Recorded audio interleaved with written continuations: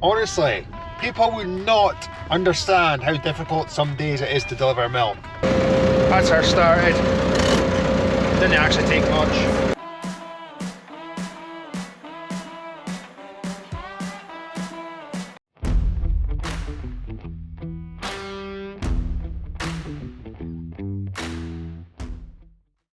Welcome back to another episode of Invercamey Weekly.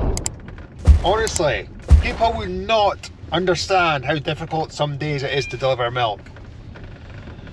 Oh, where to start? So we had holiday cover on yesterday.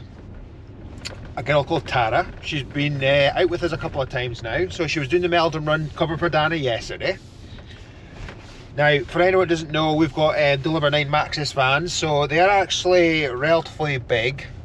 So I thought, right, I'm going to put her in one of the smaller silver vans that we're looking to sell, just to make her more comfortable, because she's maybe not as used to driving the big vans. So milk all loaded into the vans. I went down and met her at midnight. She left. I got into bed. 10 minutes later, Tara texts me, is there meant to be errors on the dash? Turns out the fan belt broke. So she lost all power steering. She lost all lights. Thankfully, she was just the other side of 5E. So managed to get it turned round and pulled into a road end, should I say. And that's me just mid-milking. Got a phone call from my sister saying breakdown will be with us in 10 minutes. So I'm away to get the keys for the van and drop them off, and then go back and get them, do the milking. Now also, when Tara was out, she did a nightmare with the delivery app.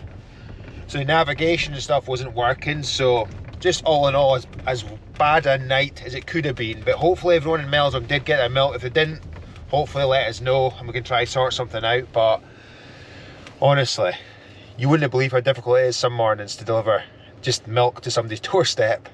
It's bad enough when there's snow on the ground and stuff like that, but when things like this happen, it's so difficult. Thankfully, because we've got spare vans just now because we're looking to sell them, we just chucked the milk in another van and off she went. But I don't know what we'd have done in the middle of the night if that wasn't the case. We'd had to load up like 2 or 3 cars and just blasted it out with 2 or 3 of us. But yeah, I just thought I would have a rant in the morning, because it's absolutely mental how often stuff like this does happen. I mean, I think that's maybe the 3rd time a fan belt's broke. So like, I think maybe the fridge unit puts more pressure on the fan belt, I'm told. But yeah, you wouldn't believe the hassle we've had this morning. But that's my rant over with. I'll go and get the keys and I'll drop them off at the van for the breakdown cover. Just in case folk didn't believe me, the van is parked stranded at the edge of the road. Now, what I didn't realise, we've got 2 punctures to add to the annoyance. What the hell? I was not aware of that.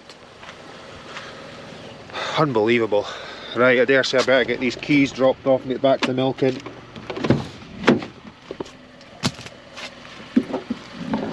Unbelievable, absolutely raging about that flat tyres. Next job, start the 290. Oh, it's not on as much a hill as I thought it was. Normally when there's old tractors left on hills, it's for a reason. It's not started very often. We need a separator on, so I'm going to go and try and start it just now.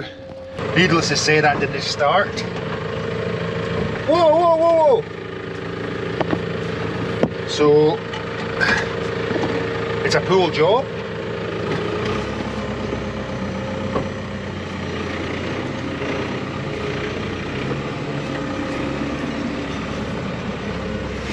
So Andrew's pulling me.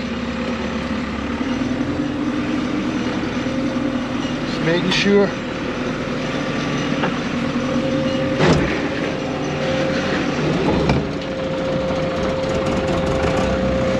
That's her started. Didn't actually take much. Wasn't intending to need to do this, but unfortunately the tanker broke down.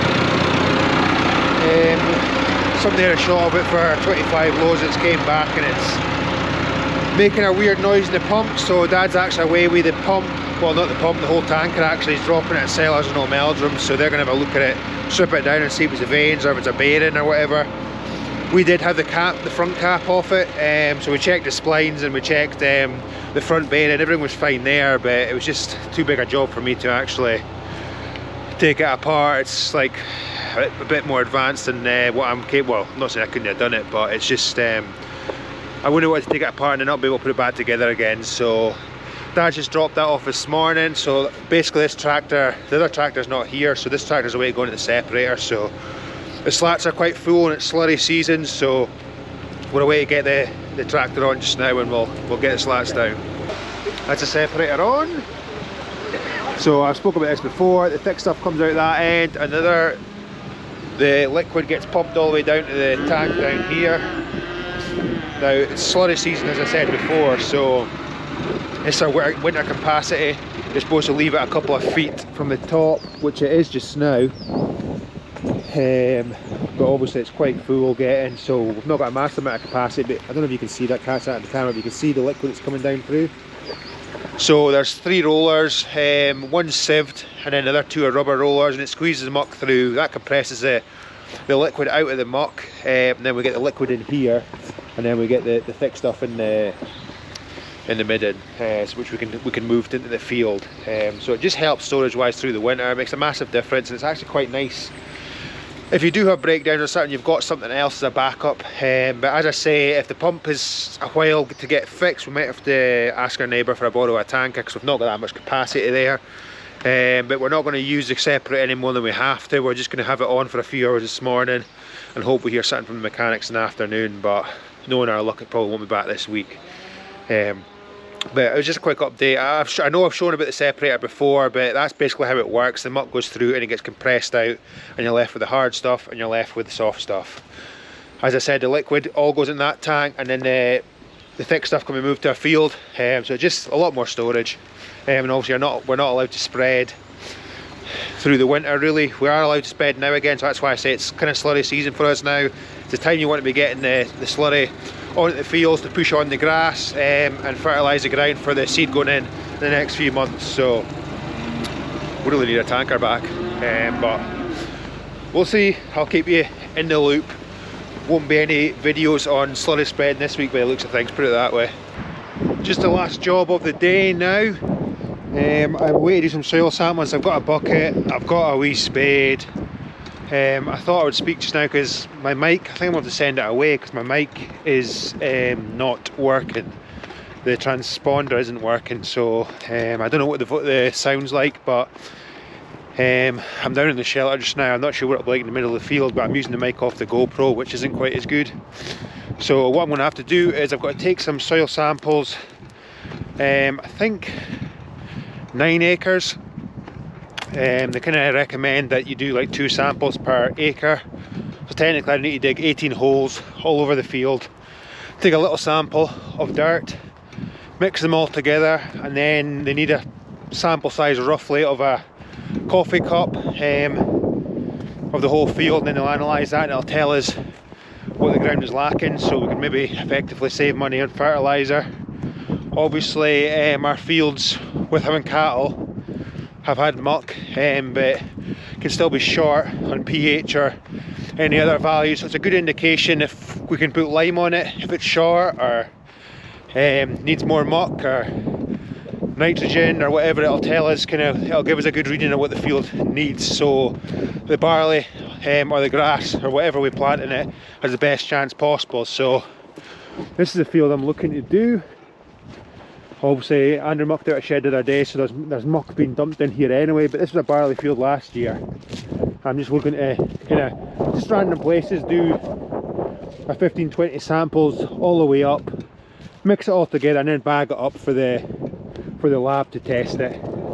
So also I should say that Scottish Agriculture, or whatever it's called, had grants available this year as well, so we've actually got grant funding to do this.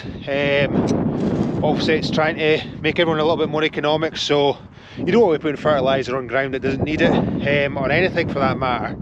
So obviously the more viable things are, the more economic things are, the more profitable it is and better for the environment it is. So as I said, what I'm going to do is just dig some holes, claim some soil in the bucket, mix it all up, then I'll bag it up, and that'll probably be it for today's video.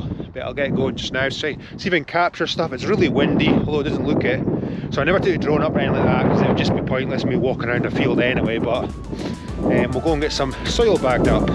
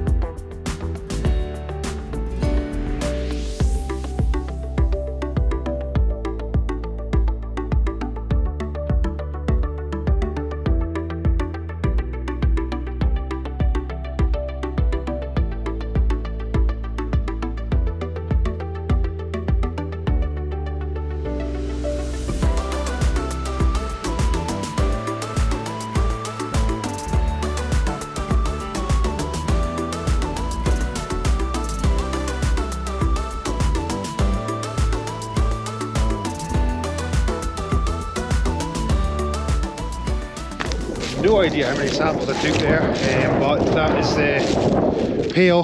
Got enough in. I'll pick out the stones and anything that shouldn't be in there, give it a proper mix up, and I'll bag it off. So that'll be field 1.